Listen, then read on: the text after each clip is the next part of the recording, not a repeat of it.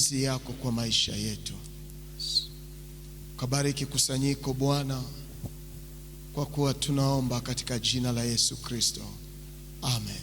Amen. Asante sana. Merci. Merci.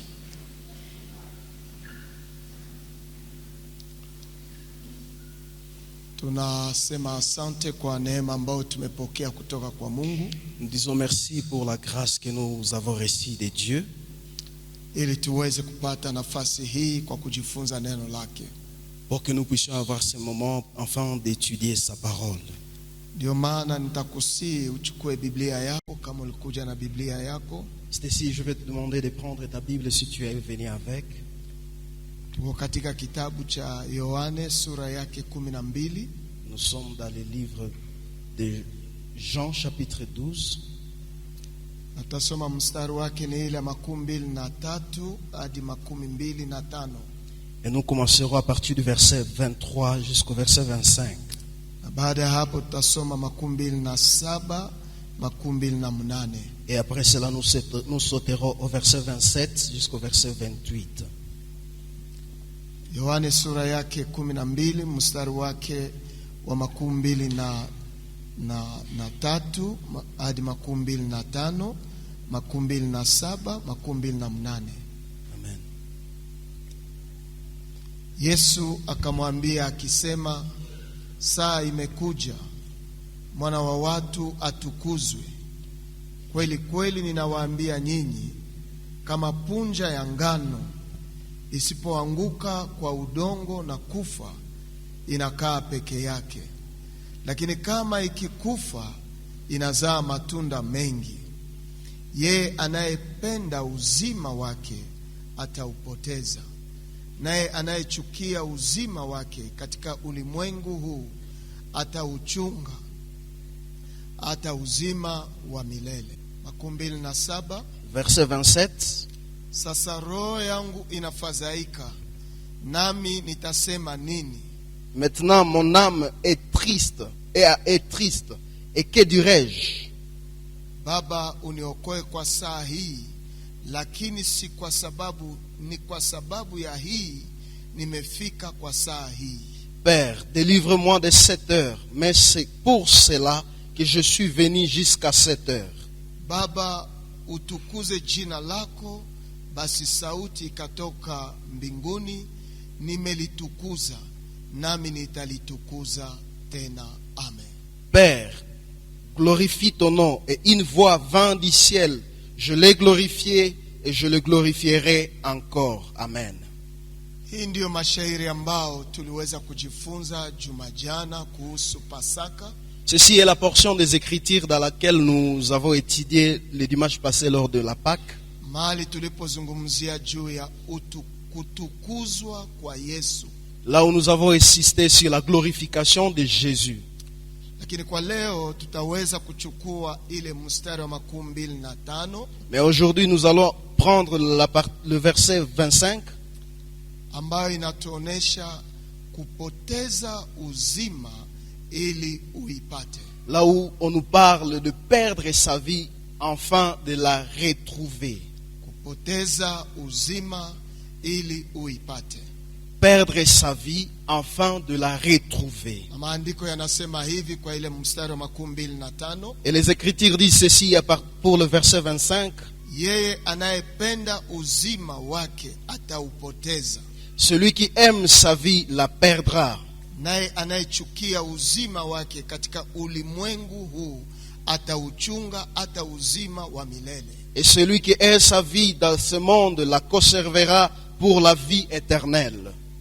Wapendwa, bien-aimés, neno kupoteza uzima ili uipate, l'expression perdre sa vie afin de la recouvrer, yanaweza kusikika kama wazimu. Peut être compris comme complexe. Namna gani ninaweza kupoteza uzima na nikaipate tena? Comment puis-je perdre ma vie et la retrouver encore? Lakini hii ni ufunuo ya maisha ya Kikristo. Mais ceci est la révélation de la vie chrétienne. Maana ukiangalia masemi haya ya Yohane, Car si vous analysez les expressions des gens, ni yale masemi ambao wainjilisti wengine waliweza kuyasema. sont les mêmes expressions que d'autres évangélistes ont usées. Matayo aliyazungumzia, Matthieu en a parlé, Luka akayazungumzia, Luc également en a parlé, Marko mais akayazungumzia, aussi Marc en a usé. na Yohane naye ameyazungumzia. Et aussi Jean en a parlé également. Lakini ukiwa mwanafunzi wa Biblia, Mais si vous êtes lecteur de la Bible, ili uelewe mawazo ya waandishi wa Biblia afin de comprendre quelle est la pensée des écrivains de la Bible na mawazo ya ufunuo wa neno la Mungu kwa watu wake, et la pensée de la révélation de la parole de Dieu à ses hommes, unahitaji kukaa na kusoma na kusikiliza. vous avez besoin de vous mettre et d'entendre. Maana ukiangalia maneno ya Yohane Parce que quand vous regardez les paroles des gens, yanakubaliana na maneno ya Marko, cela va de pair, va de corrélation avec les paroles de Marc. na Marko sura 8:35 inasema hivi. Et Marc chapitre 8, le verset 35 dit ce qui suit. Marko 8:35 inasema hivi. Marc chapitre 8, le verset 35 dit ce qui suit. Kwa sababu mtu anayetaka kuokoa uzima wake Car celui qui voudra sauver sa vie ataupoteza, la perdra. na mtu anayetaka kupoteza uzima wake kwa ajili yangu Mais celui qui perdra sa vie à cause de na moi kwa ajili ya habari njema et de la bonne nouvelle ataiokoa. la sauvera. Na ukiona verset 36, Mais si vous voyez le verset 36, kwani mtu atapata faida gani kama akipata ulimwengu wote que sert-il à un homme de gagner tout le monde na kupata hasara ya uzima wake? s'il perdait son âme? Au mtu atabadilisha uzima wake na nini? Que donnera à un homme à changer son âme? Maana kila mtu anayesikia haya juu yangu na juu ya maneno yangu katika kizazi hiki cha uzinifu na dhambi, mwana wa watu atasikia haya juu yake wakati anapokuja katika utukufu wa Baba yake pamoja na malaika watakatifu. Car quiconque aura honte de moi et de mes paroles au milieu de cette génération adultère, pécheresse, le Fils de l'homme aura aussi honte de lui quand il viendra dans la gloire de son Père avec les saints anges. Kwa Yohane Pour Jean, alikuwa akizungumzia juu ya kifo ya Yesu Kristo, j'ai été en train de parler de la mort de Jésus-Christ. na ndio maana tulisema, Yesu akasema saa imekuja mwana wa watu atukuzwe. C'est ainsi que nous avons dit que Jésus a dit que l'heure est venue où le Fils de l'homme sera Ili glorifié. ni verset 23 ndani ya Jean 12. Ici nous sommes au verset 23 à Jean 12. Mais ku verset 24, Mais quand vous lisez le verset 24, kweli kweli nawaambia nyinyi, kama punja ya ngano isipoanguka kwa udongo na kufa, en vérité, je vous l'ai dit, si les grains de bleu ne tombent à terre, ne meurent, inakaa peke yake, il reste seul. lakini kama ikikufa inazaa matunda mengi. Mais s'il meurt, il porte beaucoup de fruits. Na utaona mawazo ya Jean na Mark inakubaliana sehemu moja. Et vous voyez que la pensée des gens avec celle de Marc a un attachement quelque part. Kwa mfano, wakati anaita watu kwa verset 26, C'est par exemple quand il appelle les gens au verset 26, kama mtu akinitumikia anifuate, si quelqu'un me sert, qu'il me suive. na pahali nilipo pale mtumishi wangu atakaa. Et là où je suis, là aussi sera mon serviteur. Kama mtu akinitumikia, baba yangu atamheshimu. Si quelqu'un me sert, le Père l'honorera. Yohane na Mark Jean et Marc wanazungumzia juu ya maisha yetu ambao sisi wa Kristo tunaweza tembea ndani yake. ils s'adressent à la vie quotidienne dans laquelle nous pouvons mener, nous, en tant que chrétiens. Lakini Jean analeta utafauti akizungumzia juu ya kifo na ufufuko wa Yesu Kristo. Mais le contraste est que Jean parle de la crucifixion et de la résurrection de Christ. Lakini Mark yeye anazungumuza wazi wazi juu ya maisha ya mtu ambaye alijuana na Yesu Mais Kristo. pour Marc, vous allez constater qu'il parle clairement de quelqu'un qui a connu Christ, la vie quotidienne. Niko najenga tu mafundisho Nous sommes en train de bâtir le fondement. ili uelewe udamani ya kujua context historique ya texte. Afin de comprendre le contexte, l'importance du contexte historique des textes. Lakini ukiangalia pensée ya Matthieu chapitre 16 verset 25, Mais si vous allez dans la pensée de Matthieu chapitre 16, le verset 25, utaona huyu alizungumuza ile maneno lakini kwa context ingine. mais vous allez constater que Matthieu en a utilisé les mêmes paroles, mais dans un contexte différent.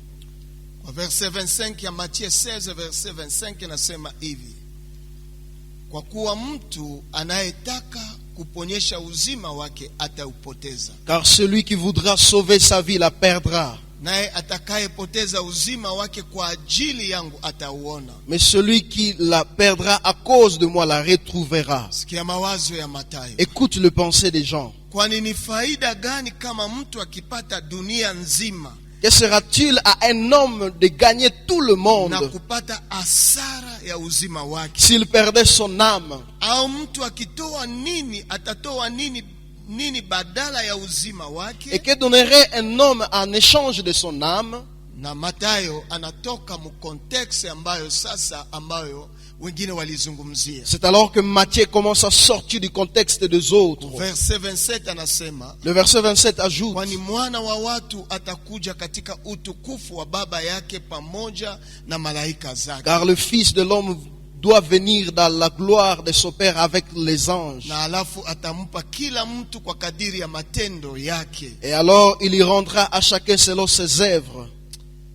Mathayo anazungumuza maneno haya ili kuleta akili ya watu juu ya kurudi kwa Yesu Kristo. Matthieu, en utilisant cette même expression, cherche à ramener les gens dans la pensée du retour de Jésus-Christ. Kuna maisha ambayo tunaishi na Kristo. Il y a une vie que nous menons avec Christ. Tumempokea Yesu Kristo kama Bwana na Mwokozi ya maisha yetu. Nous avons reçu Jésus comme notre Sauveur et Seigneur. Ule ni Marko ambaye anazungumuza Là, il s'agit de Marc. na Yesu ndani ya Yohane 12. Et même Jean dans le chapitre 12. Lakini Mathayo anaileta mupanse ya eschatologie Mais quand vous lisez Matthieu, vous comprenez qu'il l'apporte dans une pensée eschatologique. na kutafuta kusaidia watu kujua ya kwamba uzima wao ni ya damani kuliko vitu vyote. Cherchant à montrer l'importance de la vie par rapport à toute chose pour les Vitu hommes. vyote ambavyo tunaweza pata kwa dunia hii Tout ce que nous pouvons avoir sur la terre haina bei sawa uzima n'a wako. pas le même poids que la vie. Kupoteza uzima ili uipate. Perdre sa vie afin de la retrouver. Hatupoteze uzima wetu kwa kusukumwa juu ya ulimwengu. Nous ne perdons pas notre vie parce que nous avons été poussés par quelqu'un, par la pression du monde. Lakini tunaipoteza kwa sababu tulimjua Kristo. Mais nous en perdons parce que nous avons connu Christ. Ndio ambayo Marko alisema hivi C'est ce que Marc a dit. kwa ile verset 35, 8:35. C'est ce que Marc a dit au chapitre 8, le verset 35. Kwa sababu mtu anayetaka kuokoa uzima wake Car celui qui voudra sauver sa vie ataupoteza, la perdra. na mtu anayetaka kupoteza uzima wake kwa ajili yangu, weka mkazo kwenye Biblia, kwa ajili yangu, Celui qui voudra perdre sa vie à cause de moi, insister sur l'aspect à cause de moi, na kwa ajili ya habari njema et à cause de la bonne nouvelle, ataupata. la retrouvera. Mara nyingine tunajifanya kuwa dhaifu Parfois nous nous affaiblissons, kwa sababu hatuna nguvu. non pas parce que nous n'avons pas la force. Mara nyingine tunajiima haki yetu Des fois nous nous privons de notre droit, si kwa sababu hatuna haki, non pas parce que nous n'avons pas le droit, lakini kwa sababu ya ajili ya jina lake mais c'est à cause de son nom. na hii inaacha ninaweza kupoteza uzima Et c'est ce wangu. qui peut me motiver à perdre ma vie. Ninaweza kuonekana sina akili. Et je peux me faire voir comme si je n'ai pas l'intelligence. Ninaweza kujifanya kama mjinga Je peux katikati même ya me watu. faire voir comme un imbécile au milieu des Na gens. ulimwengu saa ingine naweza kutuita kuwa wajinga. Et même le monde peut nous appeler les insensés. Si kwa sababu hatuna akili, Non pas parce que nous n'avons pas l'intelligence. ama hatuna mdomo wa kujitetea, Ou même non pas parce que nous n'avons pas la bouche pour nous défendre. lakini kwa sababu ya jina lake Mais c'est à cause de son nom. ninaweza kukubali kupoteza. Je peux accepter de perdre. Na kwa sababu ya habari njema Et à cause de la bonne nouvelle, ninaweza kukubali kupoteza. je peux accepter de perdre. Nimesikia neno la Mungu, J'ai écouté la parole de Dieu. imebadilisha maisha yangu, Celle-ci m'a transformé. imeniumba kuwa kiumbe kipya. Celle-ci a fait de moi une nouvelle créature. Hali yangu ya kuishi Même dans ma façon de vivre, haitakuwa sawa ne jana. sera pas comme hier. Nina haki, J'ai la justice, lakini ninajifanya kama sina haki. mais je me fais comme si je n'ai pas cette justice. Nina nguvu J'ai la force. na ninaweza kumpeleka mtu mahakamani, Je peux même amener quelqu'un en justice. lakini juu ya habari njema Mais à cause de la bonne nouvelle, ninapoteza uzima wangu, j'accepte de perdre ma vie. ninapoteza valeur ya yale ambayo nilikuwa nafuatilia, Et même je perds le poids de ce que je poursuivais comme. lakini ninainua habari njema Mais hiyo, je lève la bonne na nouvelle. ninainua jina lake Et yule, également je lève son nom. kama vile Yohani alivyosema C'est de la même façon que Jean a dit katika Yohani 12 Jean chapitre 12, verset 23. le verset 23. Yesu akamwambia akisema, Jésus leur répondit et dit, saa imekuja mwana wa watu atukuzwe. l'heure est venue où le Fils de l'homme doit être glorifié. Kweli kweli nawaambia nyinyi, En vérité, je vous kama le dis, punja ya ngano isipoanguka kwa udongo na kufa, si les grains de bleu ne tombent à terre et ne meurent, inakaa peke yake, il reste seul. lakini kama ikikufa Mais s'il meurt, inazaa matunda mengi. il porte beaucoup de fruits. Yesu anazungumuza juu ya udhaifu wake, Jésus est en train de montrer son humilité. lakini udhaifu huu anaileta katika picha ama image ya graine, Mais il le fait parler au travers l'image des grains.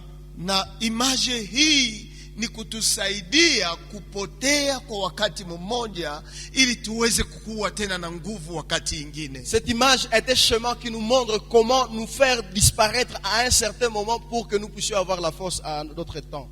Na utasikia verse 27 Yesu anasema hivi: Écoutez même le verset 27. Il dit sasa ceci. roho yangu inafadhaika, Maintenant mon âme est troublée. nami nitasema nini? Et que dirais-je? Wakati ambapo una haki Quand vous avez la justice, na unaona uchungu ambayo iko juu yako, et bien même vous voyez aussi la tristesse qui est devant vous. humiliation ambayo iko juu Quand yako, vous voyez même l'humiliation qui pèse sur vous. porwa ambayo iko yulu Quand yako, vous voyez même le ravissement qui est au-dessus de vous. saa ingine juu ya kupoteza unaweza kunyamaza. Il est vrai qu'à cause de la perte de perdre, vous pouvez vous taire. Ndio Yesu anasema na nitasema nini? Et c'est là que Jésus veut dire, et que dirais-je? Lakini Mais, Baba, uniokoe kwa saa hii. Père, délivre-moi de cette heure. Saa gani?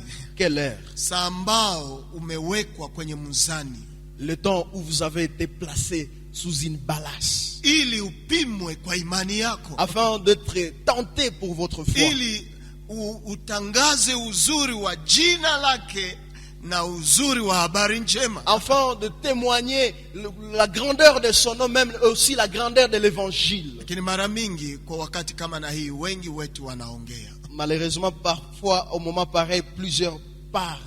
lakini Yesu alisema nitasema nini? Mais ici, Jésus dit, que dirais-je? Unafikiri hakuwa na maneno ya kusema? Parce que vous qui n'avez pas de mots à dire, Alikuwa na maneno ya kujitetea, il en avait. alikuwa na maneno ambayo angeweza Il ongelea, avait des paroles qu'il pouvait prononcer. lakini juu ya jina lake, Mais à cause de son nom, kama vile Mark alivyosema, comme Marc insiste, juu ya habari njema à cause de l'évangile, hana neno ya kusema. il s'était. Kusema kwake Parler pour lui, ilielekea kwa Mungu. Sasa s'est dirigé ou s'est orienté vers Dieu. ilielekea kwa baba Il yake, s'est orienté vers son Père. Baba uniokoe kwa saa hii. Père, délivre-moi de cette heure. Lakini si kwa sababu, ni kwa sababu ya hii nimefika kwa saa hii. Mais c'est pour cela que je suis venu jusqu'à cette heure. Iko conscient ke kupitia hiyo mazito nayo ni sehemu ya kumtukuza Mungu. Il est conscient que la traversée dans des moments difficiles constitue aussi un moyen de plaire à Dieu. Angalia hii jibu ambayo baba aliweza kusema. Observe un peu la réponse de Dieu. Verset Le Père. 28, Le verset 28. Baba Père, tukuza jina lako. glorifie ton nom. Ile ni maneno ya Yesu. Ici, il s'agit de Jésus qui parle. Kutukuza jina lake kwa wakati mazito. Glorifier son nom au moment de tribulation. Na hii yote ni kwa sababu ya jina lake. Et tout cela, c'est à cause de son nom. Ni kwa sababu ya habari njema. Et tout cela, c'est à cause de l'évangile. Jibu la baba, La réponse du Père. basi sauti ilitoka katika mbingu, Et une voix vint du ciel. nimelitukuza Je l'ai glorifié. nami nitalitukuza Et je tena. le glorifierai encore. Nimelitukuza Je l'ai glorifié. nami nitalitukuza tena. Et je le glorifierai encore. Mpendwa, wakati ambapo unaweza kupoteza uzima wako, c'est le contexte ambao tuko ndani yake, Bien-aimés, dans des circonstances où vous perdez votre vie, selon les contextes bibliques, ama unapoteza utu wako kwa sababu ya jina et lake, que vous perdez même votre dignité à cause de son nom, fahamu kwa hiyo muda ni muda ambao ni mazito, moyo una huzuni sana, il est vrai que pendant ce moment, c'est un moment où vous vivez l'anxiété, ambao una uwezo wa kujivange, où vous avez même le pouvoir de vous venger, lakini unakaa kimya sawa mtu ambaye ni mjinga. mais vous vous mettez calmement comme si vous étiez un insensé. Kwa ile muda wa ukimya, Pendant ce moment de silence, Mungu anasema ninalitukuza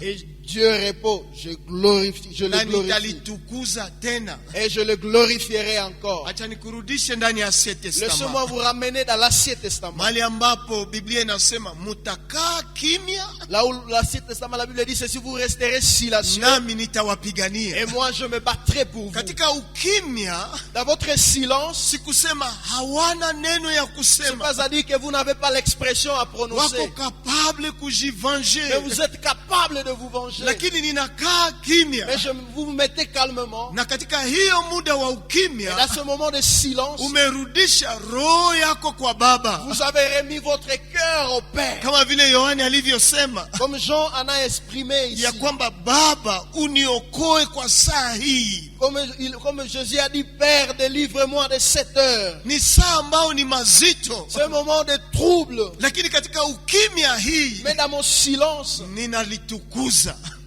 je le glorifierai. na nitalitukuza tena. Et je le glorifierai encore. Atalitukuza katika ufufuko wa Yesu, kama tunarudia Il va le mkonteksti ya glorifier Jean. au travers la résurrection de Christ. Ni kama vile atalitukuza ndani ya resolution ya kupatia solution kwa Il ile va le glorifier même dans la problème yako, résolution de ton problème, ili ujue ya kwamba ninalitukuza.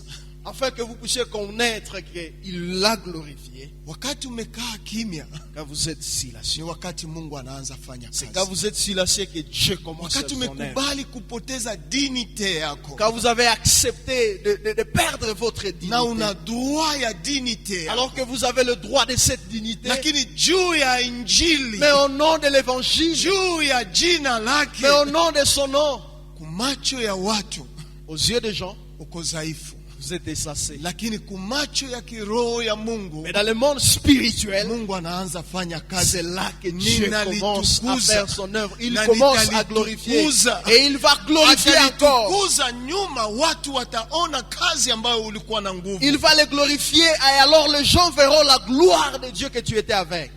Ndio asubuhi niliparafraze maneno ya Joseph Kabila C'est ainsi que le matin, je paraphrasais l'expression de Joseph Kabila. ambaye alisema hivi, Il a dit ce qui suit. kama unajua Si vous connaissez, hauna neno ambayo ina uwezo kupita ukimya, si vous connaissez que vous n'avez n'avez pas une parole qui a la puissance plus que le silence, nyamaza. il il faut vous taire. Lakini kama unajua una neno ambayo ina nguvu kupita kimya, Mais si vous connaissez que vous avez cette parole qui est puissante, qui est le silence, sema. parle. Saa ingine sisi wa Kristo Parfois, nous les chrétiens, tunaweza kunyamaza nous avons à nous taire. na watu wanatukritiki, Et les gens commencent à nous critiquer. watu wanaongea mengi Et les gens parlent mabaya juu yetu, les mal sur nos vies. na inatushusha, na kwenye unakaa unasikia machozi Et yanakutoka. cela va jusqu'à vous impacter, jusqu'à vous briser, même les larmes coulent. Kaa kimya Restez calme. kwa ile wakati Mungu iko natukuzwa, À ce moment-là, Dieu est en train de se Mungu glorifier. iko nafanya kazi, Dieu est à l'œuvre. Mungu atafanya kazi ya Et il ajabu va tena. faire l'œuvre grandiose. Na wakati itakapofika Et quand le moment paraîtra, atakuinua sasa. il va vous aider. Wote waliosema Tous ceux qui ont parlé, watanyamaza. ils vont se taire.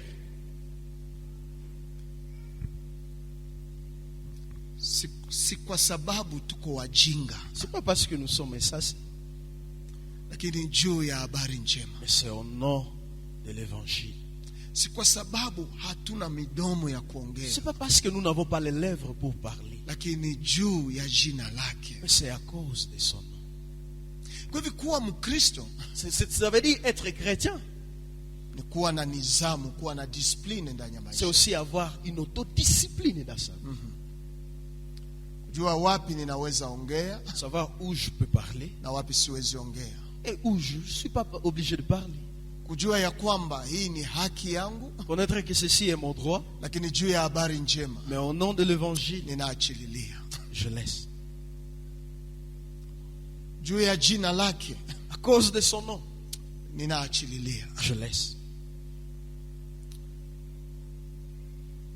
Na tukianza ishi maisha sawa na hii, Et si nous commençons à pratiquer cette vie, ulimwengu tajua tulikutana na Calvaire.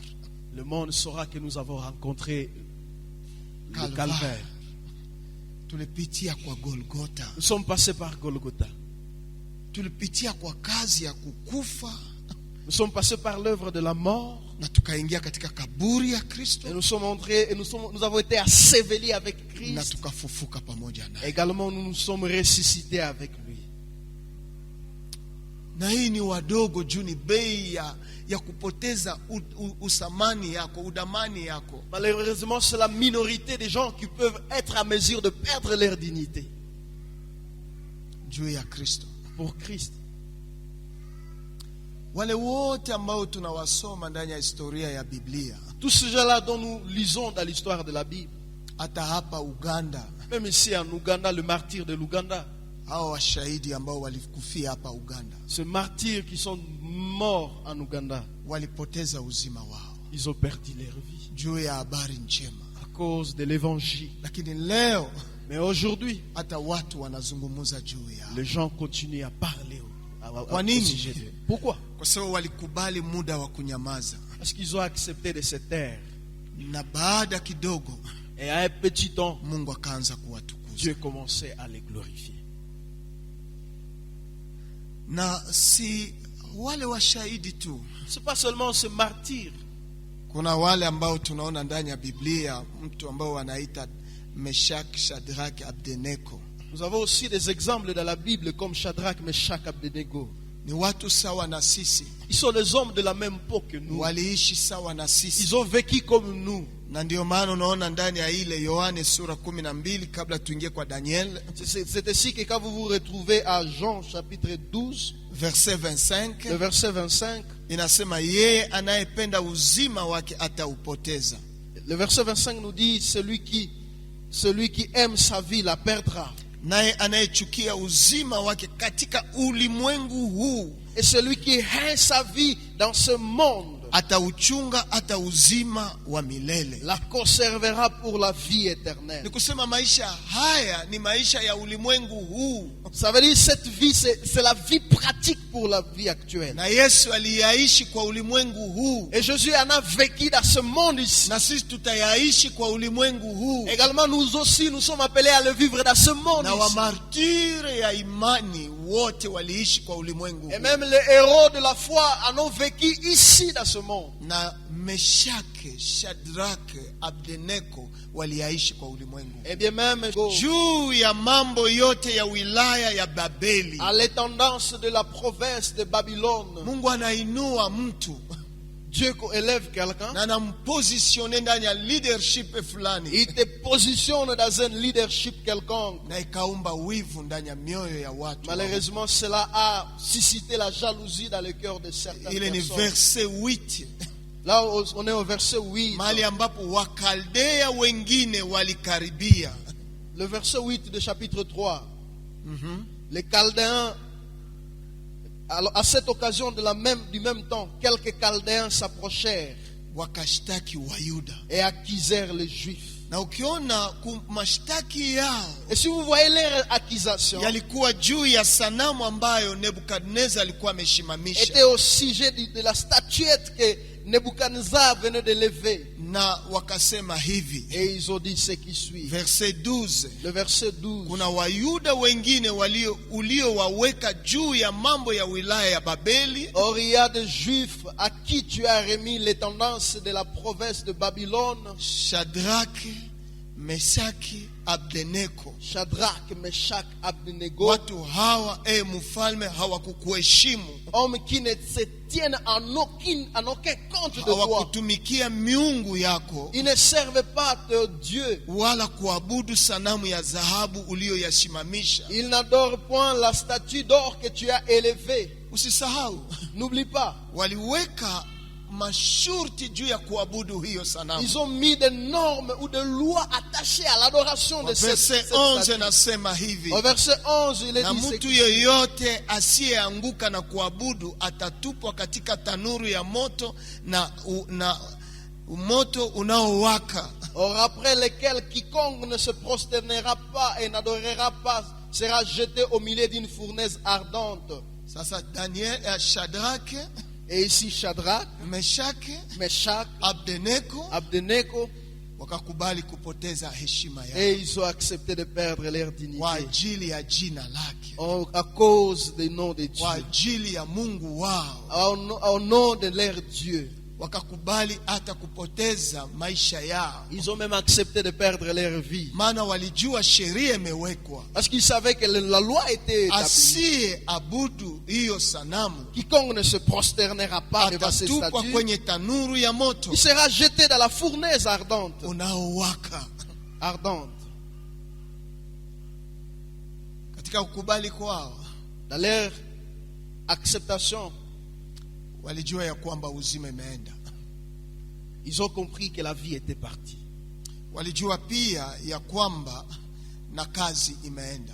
Ils ont compris même qu'ils vont perdre leur travail. Walijua pia ya kwamba heshima ya uongozi nayo imeenda. Ils ont compris que même les honneurs attachés au service va partir également. Na ukiona maneno haya, Et quand vous lisez ces paroles, waliyafanya kwa kusudi. et vous allez comprendre qu'ils l'ont fait délibérément.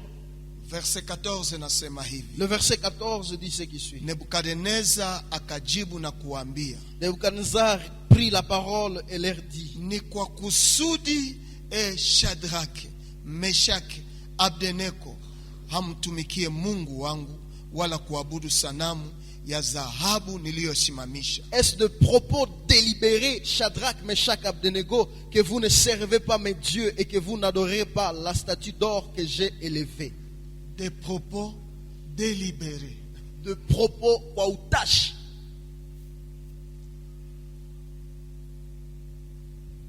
Na wakisema Et si on parle, des propos délibérés, si on parle de kwa utashi, ni kusema waliifanya kwa kutaka kwao. cela veut dire qu'ils l'ont fait après délibération. Walijua nini wamekamata kama Ils maamuzi. savaient de quoi ils avaient déjà décidé comme décision. Na hii ndio mwito ambayo Kristo Et anatuita c'est ndani là yake. l'appel que Christ appelle nous tous ici. Kujua kukataa Savoir refuser. kwa sababu ya jina lake, ukiyafanya na unajua Savoir refuser à cause de son nom. Le faire connaissant pourquoi vous le faites. unaijua Vous le connaissez? ni kweli nitapoteza C'est vrai, je veux perdre heshima yangu, ma dignité, nitanyamaza. mais je me tairai. nitapoteza je vais perdre kazi yangu, même mon travail, nitanyamaza. mais je me tairai. Lakini ninajua ya kwamba Mais je connais comme kuna Mungu ambaye yuko mbinguni, quoi il y a un Dieu au ambaye ciel ataweza kutuokoa na moto huu. qui va nous sauver même de la foudre de ce feu. Na hii ndiyo Shadrach, Meshach, Abednego walikuwa nayo. Et c'était cela la conviction qu'avait Shadrach, Meshach et Abednego. Wanaifanya kwa kusudi, Il le fait délibérément, wakijua ya kwamba kuna Mungu connaissant qu'ils ont un Dieu ambaye atawaokoa, qui les haleluya, délivrera, alléluia, ambao atawatoa kwenye moto mkubwa ambao wanakuwa ndani qui les yake, sauvera même de la fournaise ardente, atawatoa kwenye haya mkubwa wanaokuwa ndani il les yake. sauvera même de la honte dans laquelle ils mènent leur vie. Wangapi wanaweza lipa bei hii Combien peuvent payer ces prix? wakifanya confiance kwa jina lake Faisant confiance à son nom na kwa habari njema, et même à l'évangile. wakijua jina lake ni juu ya majina yote, Connaissant que son nom c'est un nom au-dessus de tout le nom, nitanyamaza. je me tairai. Wakijua ya kwamba habari njema inasema Mungu si mzalimu kulipa watu wake, Connaissant que Dieu n'est pas un menteur pour payer à ses ouvriers, nitanyamaza. je me tairai. Najua Mungu atafanya Parce hivi. que je connais que Dieu agira.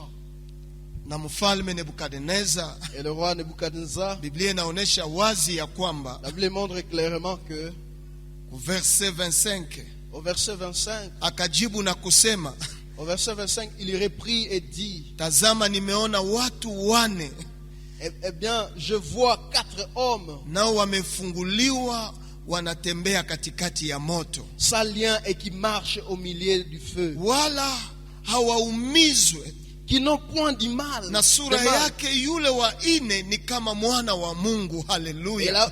la figure du 4e ressemble à celle d'un fils de Dieu. Wakati tunaponyamaza, Quand nous nous taisons, nitatukuza Dieu glorifiera na nitatukuza tena. et il le glorifiera encore. Natukuza katika kimya yetu. Et il glorifie dans nos silences. Mtu wa ine anakuja. Il y a une 4e personne qui vient.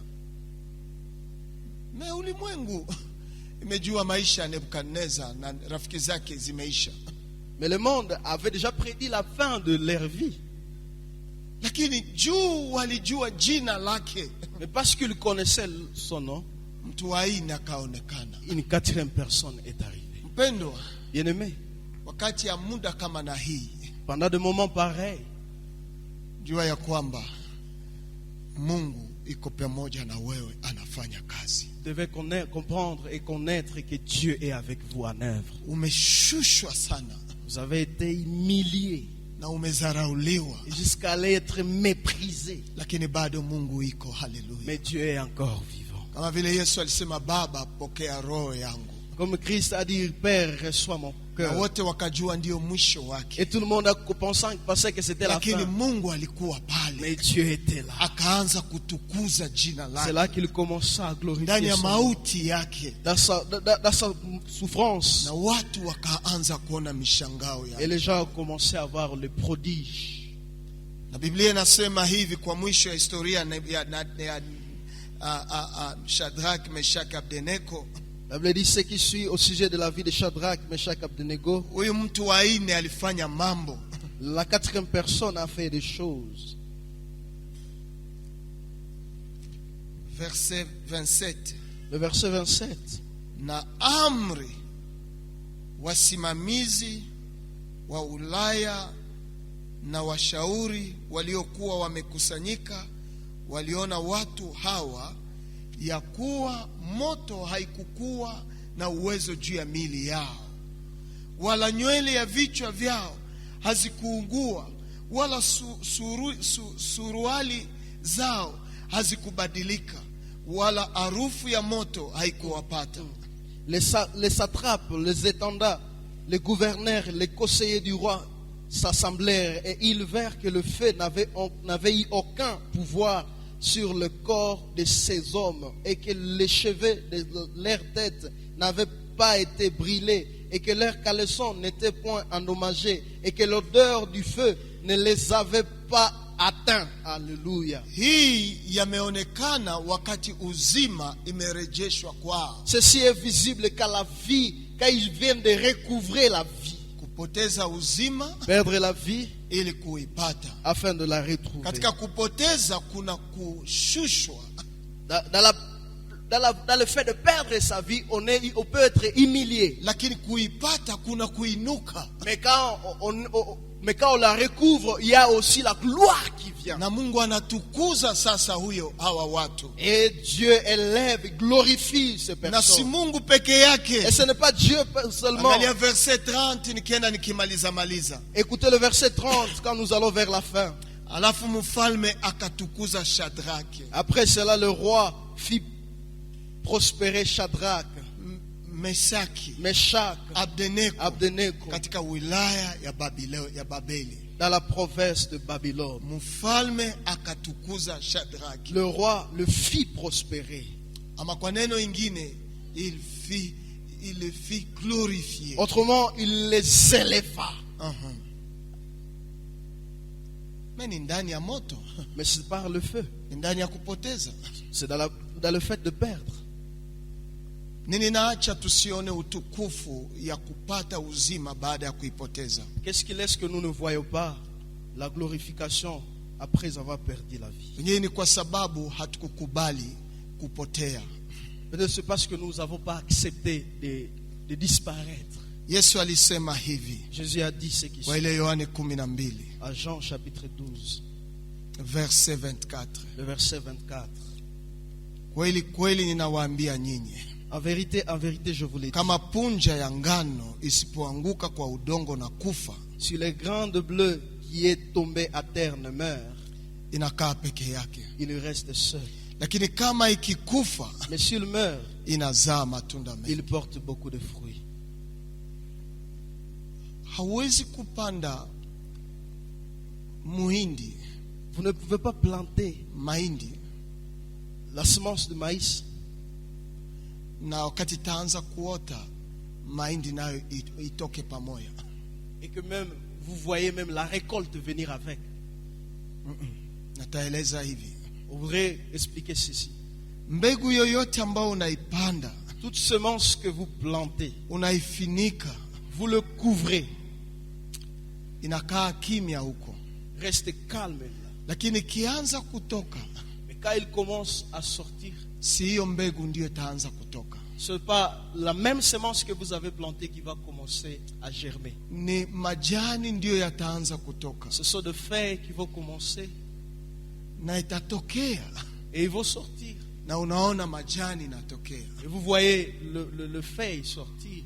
inatangaza ya kwamba Cela prophétise que mbegu imekufa. il y a Ile mbegu une ilikufa, semence qui est morte. hiyo mbegu ya mahindi yameshaoza, Cette semence de maïs est déjà morte. na alafu yale ambayo yanatokea ni uzima mpya ndiyo yanatokea. Et c'est une nouvelle vie qui commence à jaillir.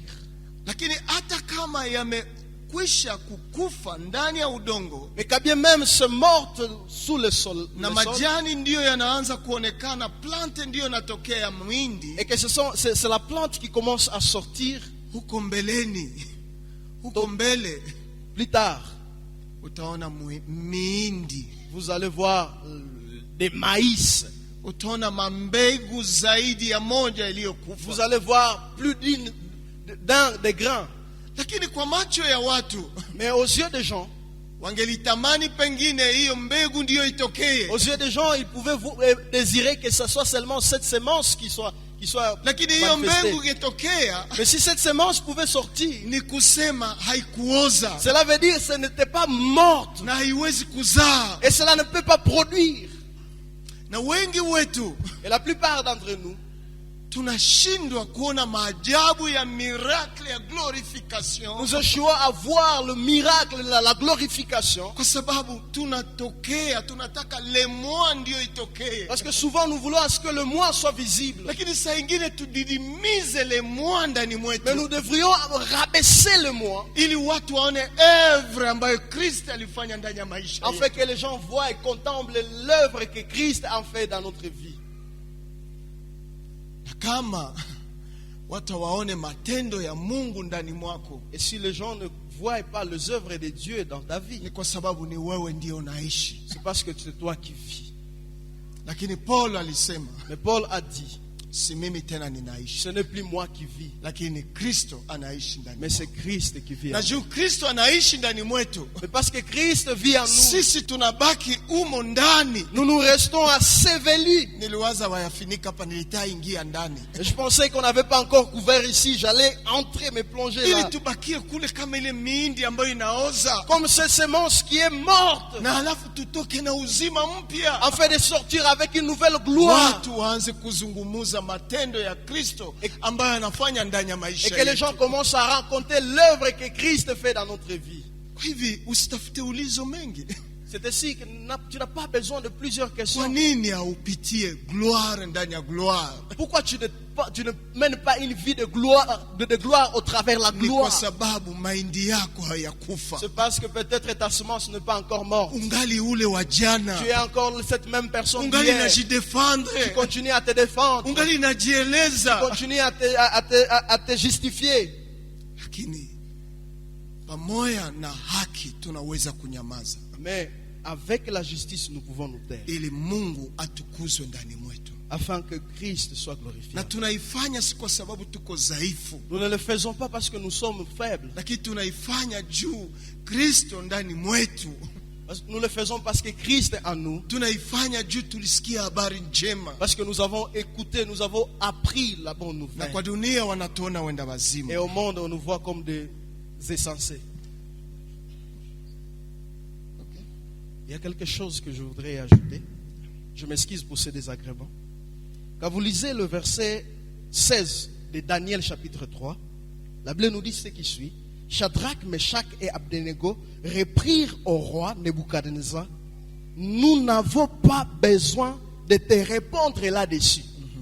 Ça veut dire le roi Nebuchadnezzar cherchait comment convaincre Shadrach, Meshach, Abednego de les suivre, d'obéir.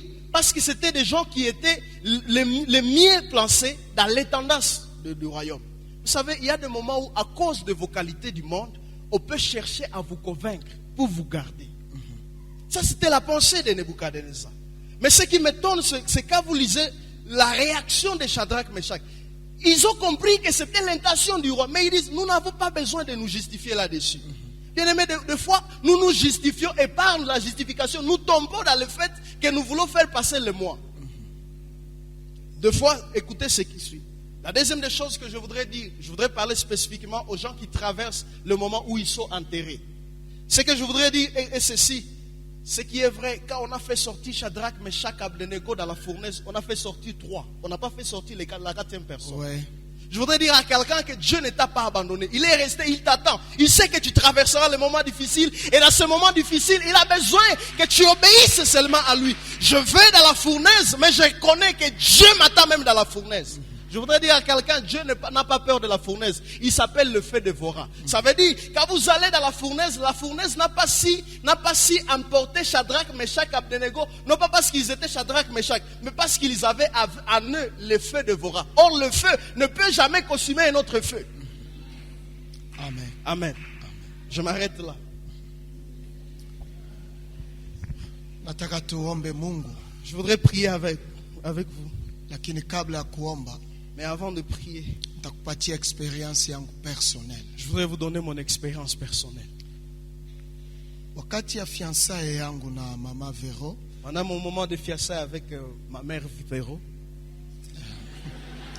en français nasema mzuri pale. Amen. Nilikuwa mwimbaji pale Vungi. Il fit chanter au sein de l'église Vungi. Na unajua wakati mnazoeana mnaweza kupenda muishi hata fasi moja. Et vous savez, quand vous côtoyez, vous pouvez aimer aussi rester ensemble pendant longtemps. Nikauza parcelle yangu J'ai acheté une parcelle kwa jasho. par ma sueur. Parcelle ya mfiançailles mnajua kama inakuwa kana namna Vous gani. connaissez le prix de la parcelle qu'on peut gagner dans les fiançailles. Na rafiki yangu alikuwa amejenga pale ambaye tunaimba na alikuwa amejenga kwa ile sehemu parcelle ya tatu yangu inakuwa ya kwanza, ya inakuwa ya tatu. Yeye alikuwa tayari amejenga. Et même un collègue de champ avait déjà construit à la 3e parcelle à partir de la na ni mienne. yeye alikuwa komisioneri ya kunisaidia kupata ile Et parcelle. c'est bien lui qui était le commissionnaire.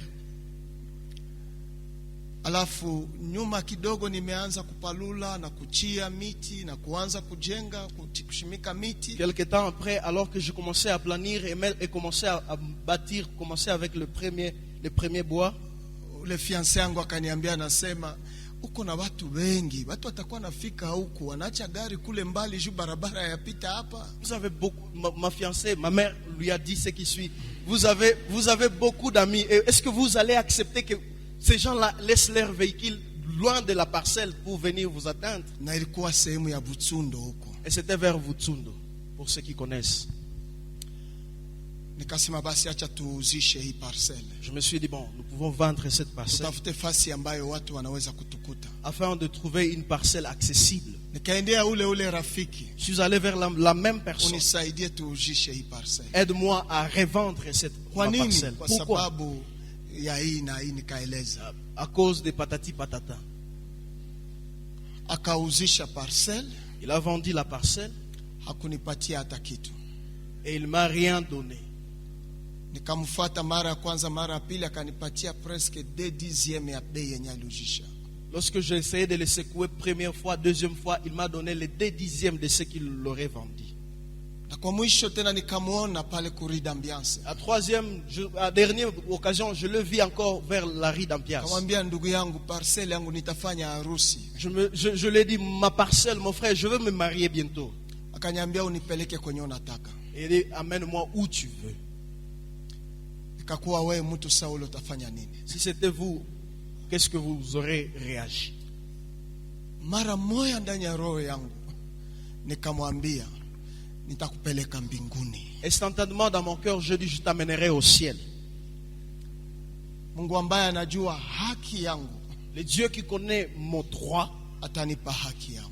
il me le fera.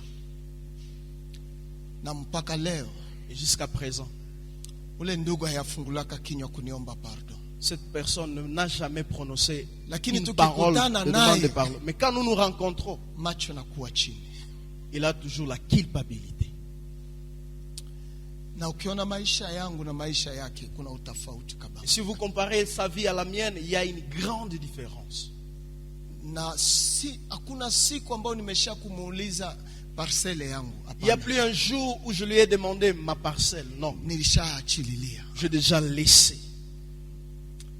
Wapendwa, mko hapa, Bien-aimés, vous êtes ici. saa ingine umeibwa haki yako, Il est probable que on vous a ravi votre justice.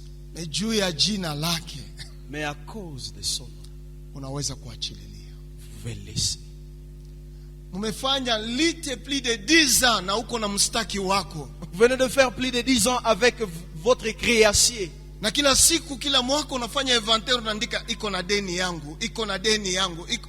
Utaishia wapi na makaratasi? Tosha ile jina. Et à répétitif, chaque année, vous ne notez que vous le notifiez parmi les gens qui ont vos dettes. Il faut enlever ces noms-là. Umuite umwambie nimekusamehe. Appelez cette personne, rendez-lui libre. Utaona gizi atatukuza jina lako. Vous allez voir combien il va glorifier votre nom. Miaka 10 mtu kona deni yako na 10 ans, vous iko na deni continuez à yangu. dire que la même personne a votre dette. Ameshashindwa. Il a échoué. Mwachililia aende. Libérez-les. Inaweza kuwa 20,000, inaweza kuwa 100,000, Peu inaweza importe kuwa le nombre. $10. Juu ni miaka 10, mwachililia Parce que aende. c'est 10 ans, laissez-les. Na usiongee tena juu ya hiyo. Et oubliez cette histoire, n'en parlez plus. Ameshashindwa. Il a échoué. Itika mbegu yako ioze, Accepte que votre semence, votre grain meurt. ili plante ya mpya itokee, Afin qu'une nouvelle plante ambayo renaisse. itabeba mahindi, Qui va porter un itabeba grand mambegu récolte. na mambegu Qui va na porter mambegu. plusieurs grains encore une fois. Nimesema miaka 10, 10 ans. na inaweza wezekana hata mwaka moja, C'est probable que ça peut exister même à une kama année. Roho Mtakatifu anakukonvenga. Si le Saint-Esprit vous convainc, Umeshaona huyu mtu hana volonte ya kunilipa, vous avez constaté que cette personne n'a pas la volonté de vous payer. mwachie, Laissez-les. Mungu atakupatia. Dieu te donnera. Mungu alifanyaka miujiza. Dieu a fait un miracle. Akanipatia parcelle mbili. Il m'a donné par la suite 2 parcelles. Alifanyaka miujiza. Il a fait des prodiges. Na wewe anaweza fanya hiyo miujiza kwako. Et pour toi, il peut le faire.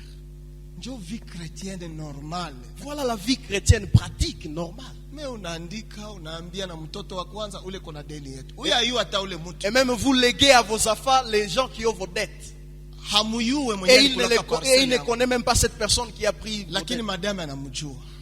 Mais mama anamjua. Madame, maman connaît cela. Je m'excuse. Lakini yeye hamjui. Mais moi je connais même pas cette personne. Na Dani hamjui. Même mon grand frère ne le connaît même pas. Na Doreen hamjui. Même Doreen ne le connaît même pas. Kwa nini watu wenyewe walituumiza twende tuongelee watoto wetu? Pourquoi les gens qui nous ont blessés allaient les rapporter à nos enfants?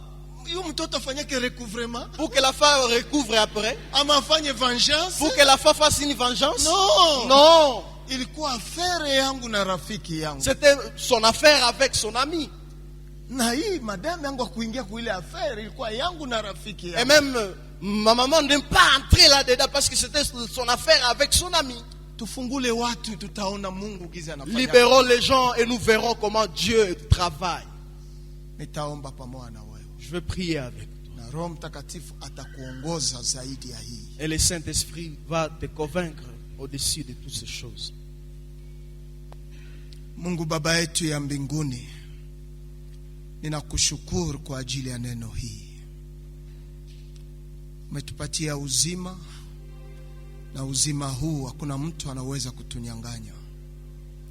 Unatufanyizia mambo ya mishangao kwa maisha yetu, na mshangao huu tunayahubiri kama ushuhuda ya matendo makubwa yako. Weka ndani ya mioyo yetu saa ingine kupoteza. Weka ndani ya mioyo yetu kukubali kupoteza. Weka ndani ya mioyo yetu kukubali kunyamaza, na wewe Bwana utukuzwe ndani ya maisha yetu. Ninaombea wale ambao nao wana watu ambao wamewaumiza kwa miaka mingi, kwa njia ya kiroho, kwa njia ya masemi, kwa njia ya vitu. Bwana tusaidie kupanda juu ya hiyo vitu vyote ambayo ulifunua kwa watumishi wako. Ni faida gani kupata ulimwengu wote na mwisho kupoteza ufalme, kupoteza uzima wetu? Tumeona wengi ambao wamepoteza uzima wao na nyuma unawapatia Bwana. Tumeona wengine ambao Bwana walishikamana na vitu lakini wameacha katika dunia hii, hawakwenda hata na kitu kimoja. Tupe roho ya kuachililia wale ambao siku zote wametuumiza tukiwaona. Tupe roho ya kuachililia Bwana na kunyamaza kama vile ulivyofanya. Isaya anasema ulikuwa kama kondoo ambaye anaenda machinjoni pasipokuwa na neno ya kusema. Lakini kwa kunyamaza kwako ilikuwa mwanzo ya ufufuko mpya ya nguvu ya ufalme wako Yesu Kristo. Tuwezeshe maisha haya, maana tunaomba katika jina la Yesu Kristo. Amen. Mungu akubariki.